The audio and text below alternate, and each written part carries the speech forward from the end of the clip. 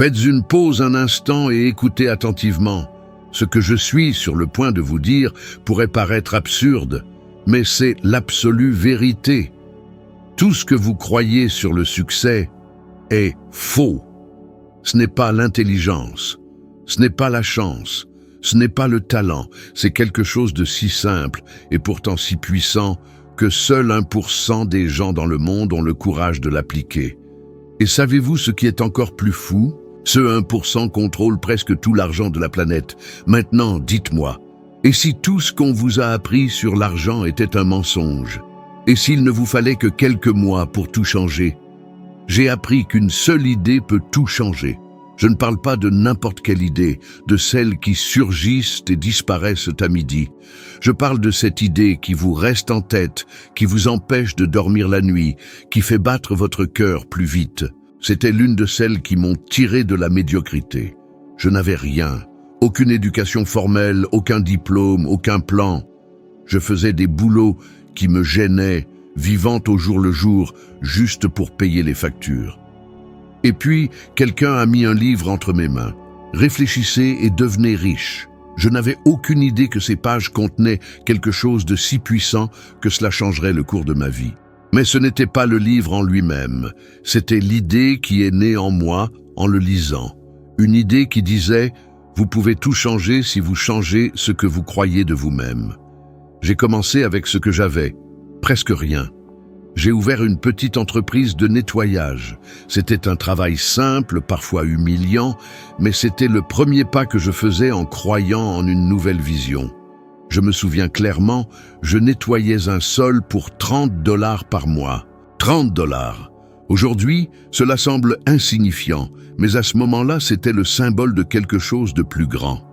Parce que je ne nettoyais pas seulement ce sol. Je polissais mon état d'esprit. J'entraînais mon cerveau à agir, basé sur l'idée que je pouvais être davantage. Et il est curieux de penser au nombre d'idées puissantes qui passent inaperçues chaque jour.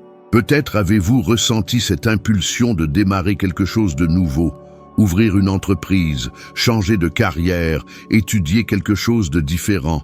Mais une voix intérieure vous a dit « Ce n'est pas le bon moment. Vous n'avez pas l'argent, vous n'avez pas le temps. » Et vous l'avez cru, c'est le piège. Ce n'est pas le manque de ressources qui paralyse les gens, c'est le manque de décision. La décision de transformer une idée en action. J'ai aussi hésité de nombreuses fois. J'avais peur, je doutais de moi, je pensais que je n'étais pas capable. Mais j'ai appris quelque chose que je n'ai jamais oublié. Une idée n'a de pouvoir que lorsque vous agissez sur elle. Vous pouvez avoir la meilleure idée du monde, mais si vous n'agissez pas, elle meurt. L'action est l'oxygène de l'idée. Lorsque j'ai lancé ma première entreprise, je ne savais rien du nettoyage, de la gestion, des ventes. J'ai juste décidé que je la ferais fonctionner, et je l'ai fait. Au cours de ma première année, cette petite entreprise m'a rapporté plus de $100 000. Et c'est là que j'ai réalisé que le secret ne résidait pas dans ce que je faisais, mais dans ce que je devenais à chaque action. Et voici le point que peu de gens comprennent. La bonne idée vous transforme avant même de se manifester dans le monde physique. Lorsque vous vous engagez vraiment, quelque chose change en vous. Votre comportement change, votre attitude change, votre perspective change. Les gens commencent à vous traiter différemment, non pas parce que le monde a changé, mais parce que vous avez changé la façon dont vous vous percevez. La recherche en psychologie comportementale montre que 95% des décisions que nous prenons sont guidées par le subconscient. Et le subconscient est façonné par les idées que vous lui nourrissez quotidiennement. Si vous le nourrissez de doutes, de pensées limitantes, c'est ce que votre subconscient reproduira. Mais si vous lui insufflez une idée de but, de croissance et de richesse, il commence à créer des comportements automatiques qui vous en rapprochent. Ce fut comme ça pour moi. Je n'ai pas eu à forcer les changements. Ils ont commencé à se produire naturellement, parce que la bonne idée m'a transformé de l'intérieur. Maintenant, réfléchissez. Combien d'idées avez-vous eues qui auraient pu changer complètement le cours de votre vie? Combien de fois avez-vous pensé à faire quelque chose de différent, mais avez abandonné parce que quelqu'un a dit « cela ne rapporterait pas d'argent » ou « c'était trop risqué ». La plupart des gens tuent leurs propres rêves en essayant d'être trop logiques. Mais le succès ne naît pas de la logique, il naît de la foi. Et la foi est la croyance en quelque chose qui n'existe pas encore, une idée qui germe encore en vous. Je dis toujours, les idées sont des graines. Mais combien de graines avez-vous laissé mourir parce que vous n'avez pas eu le courage de les planter? J'en ai planté une, et elle s'est multipliée en 1000. Aujourd'hui, je sais que la différence entre ceux qui vivent dans la peur et ceux qui vivent dans l'abondance réside dans un petit acte de courage. L'acte de dire oui à une idée. Alors, arrêtez-vous un instant et demandez-vous, quelle est l'idée qui frappe à la porte de votre esprit en ce moment? Celle que vous avez essayé d'ignorer parce qu'elle semble trop grande, trop audacieuse, trop impossible. Et si c'était précisément l'idée qui allait tout changer? J'ai commencé avec $30. Et cette petite action m'a conduit à une vie de but, de richesse et de liberté. Non pas parce que l'univers a choisi de me favoriser, mais parce que j'ai décidé de croire en une idée et j'ai refusé de la laisser mourir. Prenez une feuille de papier tout de suite. Notez une seule idée qui, si vous aviez le courage de la mettre en pratique, pourrait transformer votre vie au cours des 12 prochains mois. Elle n'a pas besoin d'être grandiose, elle n'a pas besoin d'être parfaite. Notez-la simplement. Lorsque vous notez une idée, vous commencez à donner forme à l'invisible. Et l'invisible est l'endroit où tout commence véritablement. Peut-être pensez-vous que c'est trop simple, mais rappelez-vous, la simplicité est ce que 99% ignorent et 1% appliquent. La plupart des gens compliquent à l'excès le succès parce qu'ils ne croient pas que cela puisse être aussi simple. Mais le secret est exactement cela. Agir sur une seule idée jusqu'à ce qu'elle fleurisse. C'est ainsi que naissent les visionnaires, les inventeurs, les leaders. Ils n'ont pas commencé avec tout planifié. Ils ont commencé avec une idée. Et si vous me dites que vous ne savez pas par où commencer, je réponds, commencez là où vous êtes. Utilisez ce que vous avez. Faites ce que vous pouvez. Parce que c'est ainsi que l'univers répond. Il ne récompense pas ceux qui attendent, mais ceux qui agissent. Une idée avec action est plus puissante que 1000 intentions non exprimées. Alors, peu importe la taille de votre rêve, ce qui compte, c'est la taille de votre décision. Et peut-être, dans un an, lorsque vous regarderez en arrière, réaliserez-vous que tout a commencé aujourd'hui, avec une idée simple et le courage d'y croire. Pendant une grande partie de ma vie, j'ai cru à un mensonge, que pour réussir, il fallait être très intelligent. Je pensais vraiment que la richesse était un privilège réservé uniquement aux génies, à ceux qui avaient des diplômes accrochés à leur mur et des réponses à tout. Et en croyant cela, je me suis rabaissé. Je me suis saboté avant même d'essayer. Je me regardais et je pensais, comment quelqu'un comme moi pourrait-il devenir riche alors que je n'ai même pas fini l'école? Cette croyance m'a emprisonné pendant des années, jusqu'au jour où j'ai réalisé quelque chose qui a tout changé. Le succès n'a rien à voir avec l'intelligence, mais avec la façon dont vous pensez. J'ai commencé à observer le monde autour de moi. J'ai vu des gens extrêmement intelligents lutter pour payer leurs factures, vivre endettés, anxieux, stressés. Et j'ai vu des gens simples, sans éducation formelle, prospérer de manière impressionnante. C'est à ce moment-là que j'ai réalisé qu'il y avait une différence gigantesque entre savoir et comprendre. La connaissance est de l'information, la compréhension est l'application. Et ce qui sépare l'un de l'autre, c'est le type de pensée dont vous vous nourrissez chaque jour. Je ne suis pas devenu plus intelligent avec le temps. J'ai changé la façon dont mon esprit interprétait la réalité. Avant, je pensais comme la plupart des gens. Je croyais qu'il fallait travailler dur, plus longtemps, avec plus d'efforts physiques, comme si la quantité de sueur déterminait la quantité de succès. Mais tout cela ne m'apportait que l'épuisement, jusqu'à ce que je comprenne une vérité puissante. La richesse est une question de conscience, pas d'effort. Les gens pensent que l'argent est quelque chose d'extérieur, dépendant des circonstances, des contacts, des opportunités. Mais l'argent n'est qu'un miroir. Il reflète ce que vous croyez à son sujet. Si vous pensez que l'argent est sale, il s'éloignera de vous. Si vous croyez qu'il est difficile à gagner, il restera difficile. Si vous vous sentez coupable de le désirer, vous ne le garderez jamais dans votre vie. J'ai dû faire face à cette vérité de front et réaliser que le problème n'était jamais dans l'économie, ni dans les opportunités. Il était dans mon esprit. Et c'est alors que j'ai commencé à remettre en question tout ce que je croyais. J'ai pris une feuille de papier et j'ai noté chaque pensée que j'avais sur l'argent. Je me souviens clairement, l'argent est difficile à gagner.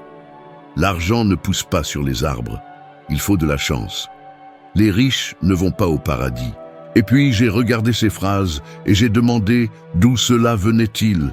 Qui m'a appris cela? J'ai réalisé qu'aucune de ces idées n'était la mienne. C'était des phrases héritées, de la famille, de l'école, de la société. Je portais des croyances qui n'étaient même pas les miennes, et pourtant, je vivais selon elles. C'est la prison la plus dangereuse.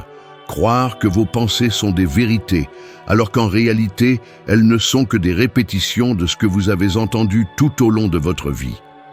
La science le confirme.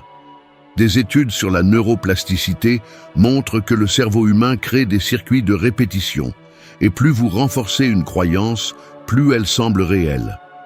Le cerveau ne distingue pas ce qui est réel de ce qui est répété. C'est pourquoi, si vous grandissez en entendant que l'argent est difficile à obtenir, le cerveau accepte cela comme une vérité incontestable et façonne votre comportement pour confirmer cette croyance. Mais quelque chose d'incroyable se produit lorsque vous commencez à briser ce schéma. Lorsque j'ai commencé à affirmer consciemment que l'argent était de l'énergie, qu'il coulait vers ceux qui le respectaient et le comprenaient, mon monde a commencé à changer. Soudain, j'ai perçu des opportunités là où je voyais autrefois des obstacles. Des gens sont apparus, des connexions se sont établies et ce qui semblait autrefois impossible a commencé à devenir naturel. Non pas parce que le monde a changé, mais parce que j'ai changé la lentille à travers laquelle je le voyais. Et c'est peut-être la question que vous devez vous poser en ce moment même. Dans quelle mesure votre réalité financière n'est-elle qu'un reflet de ce que vous croyez de l'argent? Combien de fois vous êtes-vous dit « je n'y arriverai pas, ce n'est pas pour moi » ou « je ne suis pas à la hauteur ». Et surtout, que se passerait-il si vous décidiez de croire le contraire? Le changement commence par une décision simple, celle de décider de penser différemment. Je me souviens d'une nuit en particulier où j'étais assis seul, une pile de factures sur la table, le ventre noué. J'étais épuisé, confus et honteux d'être à nouveau fauché. Et c'est là, dans ce silence pesant, que j'ai compris que ce n'était pas l'argent qui me manquait. C'était la clarté, c'était la foi en moi-même. À cet instant, une idée a surgi. Si mon esprit a créé cette rareté, il peut aussi créer l'abondance. Et à partir de ce moment-là, tout a commencé à changer. J'ai commencé à agir comme une personne prospère avant même que l'argent n'arrive. J'ai commencé à me comporter, à parler, à m'habiller et même à marcher d'une manière différente. Cela semblait fou, mais ça ne l'était pas. Je reprogrammais mon subconscient, car c'est ce que fait le pourcent supérieur. Ils n'attendent pas de devenir riches pour penser comme les riches. Ils pensent comme les riches et c'est pourquoi ils le deviennent. Beaucoup me demandent « et si ça ne marche pas ?» Et je réponds toujours « et si ça marche ?» La peur est l'argument préféré de la rareté. Elle vous convainc de rester petit. Mais la pensée prospère commence par une simple substitution. Échanger le doute contre la curiosité. Au lieu de penser « et si j'échoue ?» demandez « et si j'apprenais ?» Ce changement de perspective est ce qui ouvre la porte à l'expansion. Une étude publiée dans la Harvard Business Review montre que les personnes ayant un état d'esprit de croissance, celles qui croient qu'elles peuvent se développer, sont 47% plus susceptibles d'obtenir des résultats financiers constants au fil du temps. Il ne s'agit pas du QI, il s'agit de vision. Ils croient pouvoir apprendre tout ce qui est nécessaire pour prospérer, et le cerveau s'adapte à cette croyance. L'esprit est comme une radio. Il émet une fréquence, et l'univers répond sur la même longueur d'onde. Si votre fréquence est la peur, vous attirez la rareté. Si c'est la foi et la gratitude, vous attirez les opportunités. La différence est invisible, mais l'impact est gigantesque. Et ce qui me frappe, c'est que presque personne ne s'en rend compte. Les gens vivent en réagissant au monde extérieur, alors que le secret est de créer le monde intérieur qu'ils souhaitent refléter. C'est ainsi que j'ai compris avec une clarté absolue que l'argent ne change pas qui vous êtes. Il ne fait qu'amplifier ce qui existe déjà en vous. Si vous êtes incertain, l'argent multipliera cette incertitude. Si vous êtes généreux et créatif, il multipliera la générosité et la création. L'argent est neutre, c'est un miroir. Et tant que vous continuerez à penser que c'est le problème, vous continuerez à essayer de résoudre extérieurement ce qui a pris naissance intérieurement. Le vrai tournant se produit lorsque vous changez votre relation émotionnelle avec l'argent, quand il cesse d'être un ennemi et devient un allié.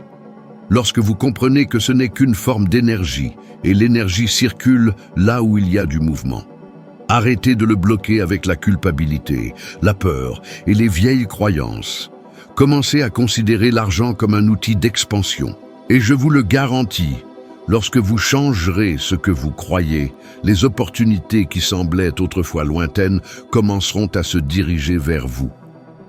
Vous réaliserez que ce n'est pas l'intelligence qui sépare le pourcent supérieur des 99%, mais le niveau de conscience, la manière dont chaque personne choisit de penser.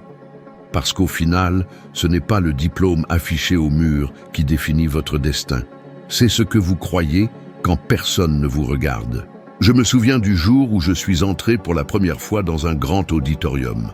L'endroit était bondé, rempli de gens élégants et sûrs d'eux, et je me sentais complètement déplacé. Je suis resté à l'arrière de la salle, silencieux, presque invisible. À l'avant, un homme parlait avec une telle présence, une telle conviction, qu'il semblait commander chaque âme présente. Il ne se contentait pas de parler, il hypnotisait. Et à cet instant, une question a résonné dans mon esprit. Pourquoi ne puis-je pas être comme ça? Qu'est-ce qui m'empêche d'être qui je veux vraiment être?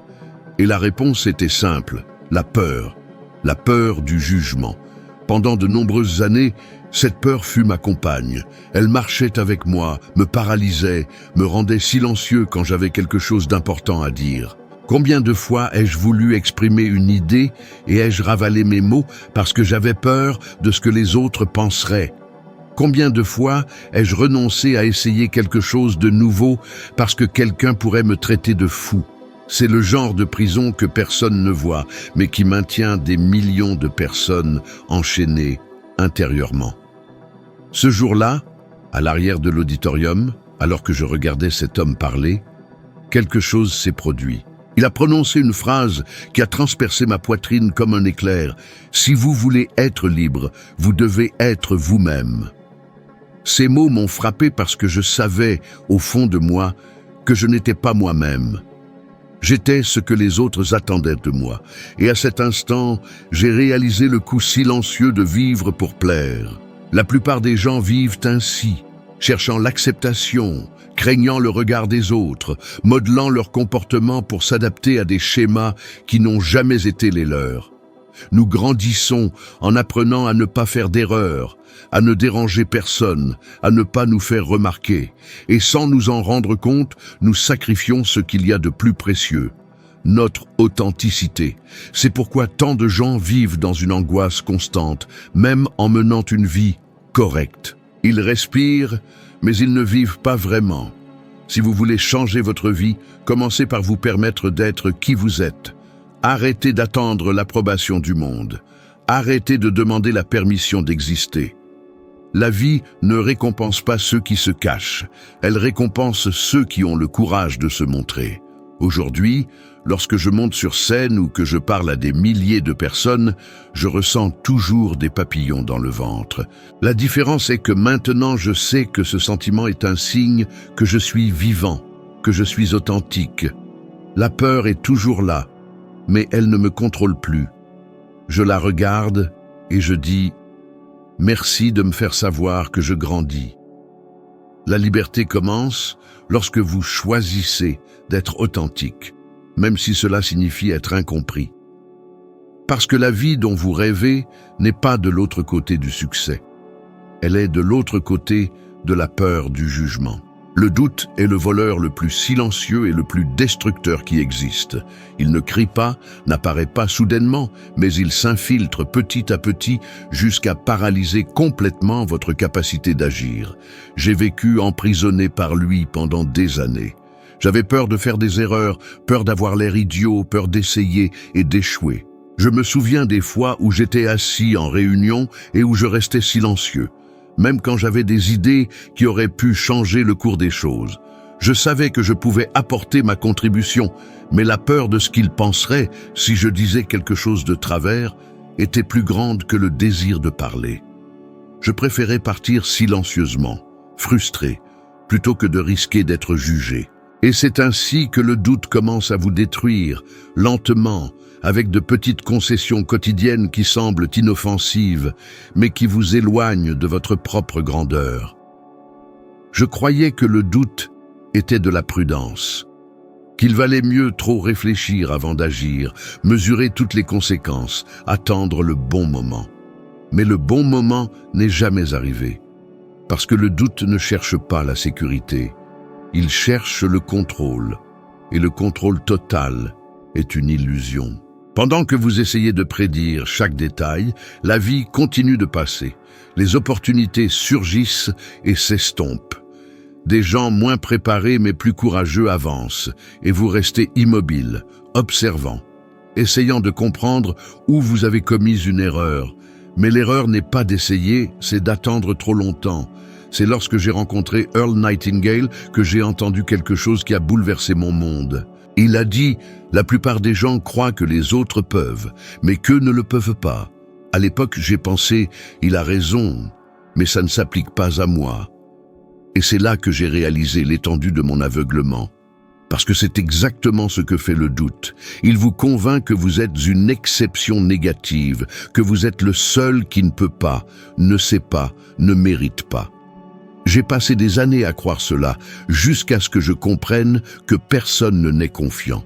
La confiance n'est pas quelque chose que vous avez, c'est quelque chose que vous construisez pas à pas, avec de petites actions qui défient la peur.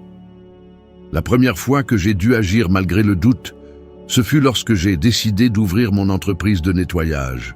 Je n'avais aucune expérience, aucun soutien, pas même un plan d'affaires, mais quelque chose en moi disait « Dites oui », et je l'ai fait. La peur n'a pas disparu à ce moment-là.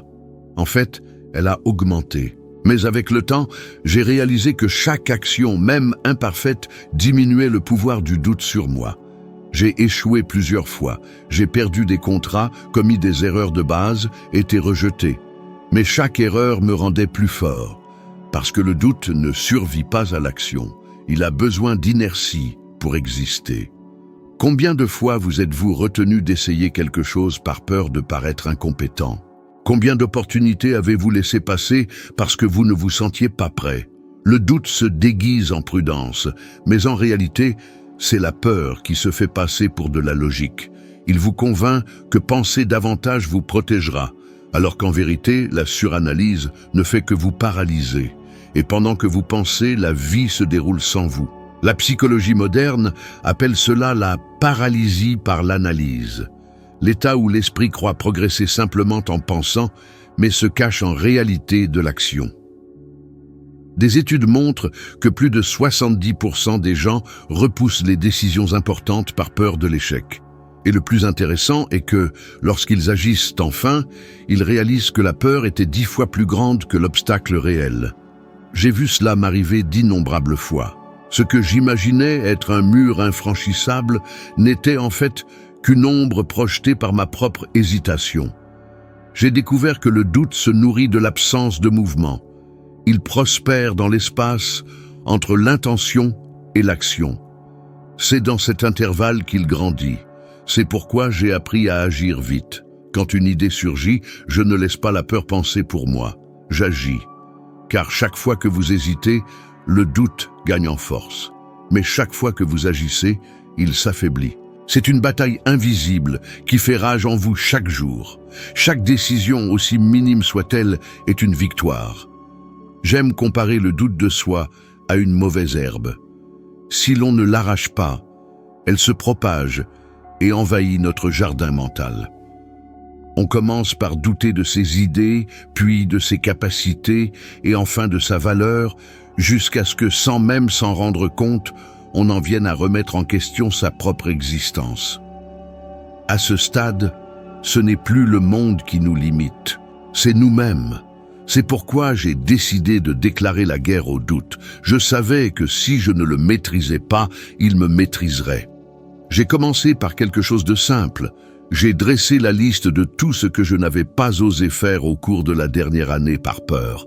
C'était douloureux. Chaque ligne représentait une occasion que j'avais laissée filer, une entreprise que je n'avais pas ouverte, une conversation que je n'avais pas eue, une chance que je n'avais pas saisie. Cette liste était la carte de ma prison auto-imposée. J'ai donc fait un pacte avec moi-même. Pendant 7 jours, j'affronterais un doute chaque jour. Quelque chose qui me faisait peur, même si c'était insignifiant. Demander ce que je voulais, parler en public, passer un appel téléphonique difficile, dire non quand j'aurais normalement dit oui. Et chaque jour qui passait, je sentais une partie de moi grandir. La peur était toujours présente, mais elle perdait de son emprise. Car le courage n'est pas l'absence de peur, c'est la décision d'avancer malgré elle. Et puis, quelque chose de magique a commencé à se produire. Les gens ont commencé à me remarquer, des opportunités ont émergé. Et, le plus important, j'ai commencé à me faire confiance. Car la confiance ne vient pas des résultats, elle vient de la répétition d'actes courageux. Plus vous affrontez le doute, plus vous vous prouvez de quoi vous êtes capable, et quand cela arrive, l'univers répond. Les neurosciences expliquent ce phénomène simplement. Chaque fois que l'on agit malgré la peur, notre cerveau crée de nouvelles connexions neuronales associées à l'action et au succès. Cela signifie qu'avec le temps, agir avec courage devient naturel. Ce qui nous paralysait autrefois devient juste une autre partie du processus. Ce fut le cas pour moi. La première fois que je suis monté sur scène, je tremblais. La 10e fois, j'avais encore peur. Mais la 100e fois, la peur s'était transformée en énergie. J'ai réalisé que le doute n'est qu'un rappel que l'on est en train de grandir. Ainsi, s'il y a quelque chose que vous avez reporté, quelque chose que vous savez devoir faire, mais que la peur a paralysé, comprenez ceci. Il n'y a pas de moment parfait. Le moment, c'est maintenant. L'action guérit le doute, le mouvement dissout la peur. Et chaque pas que vous faites, même en tremblant, est une victoire sur la voie qui essaie de vous maintenir petit. Car, au final, le doute n'a que le pouvoir que vous lui donnez. Et le jour où vous déciderez d'agir, même si vous ne vous sentez pas prêt, sera le jour où vous découvrirez que vous l'étiez depuis le début. S'il y a une seule chose à retenir de tout cela, c'est la suivante. Le succès ne commence pas dans le monde extérieur, il commence en vous. C'est le changement de votre état d'esprit qui transforme votre vie. C'est lorsque vous décidez d'agir, même avec la peur, que tout se transforme. Les 1% les plus performants ne sont pas plus chanceux ni ne possèdent plus de talent. Elles ont simplement appris à penser différemment. Ils ont compris que le doute, la peur et les croyances limitantes ne disparaissent pas. Ils perdent simplement leur emprise lorsque l'on choisit d'agir. Alors, souvenez-vous de ceci. Vous n'attendez pas le bon moment. Vous êtes le bon moment. Et chaque nouvelle idée, chaque décision de vous libérer de ce qui vous retient est un pas vers votre propre liberté. Maintenant, si ce message a résonné en vous, ne vous arrêtez pas là. La prochaine vidéo apparaît déjà à l'écran et vous y franchirez une étape supplémentaire dans l'évolution de votre sagesse, devenant 1% meilleur que vous ne l'êtes actuellement. Merci d'avoir été avec moi dans ce voyage. Je vous retrouverai là-bas, car le meilleur est encore à venir.